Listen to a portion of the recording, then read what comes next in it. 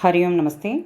Let us chant Srimad Bhagavad Gita, second chapter, Sankhya Yogaha, Shlokas 51 and 52.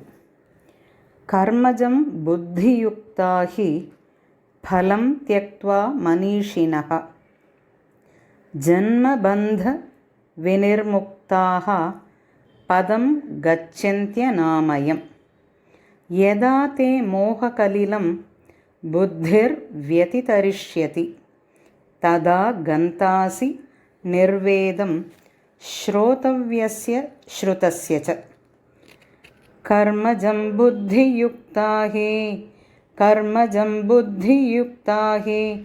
फलं त्यक्त्वा मनीषिणः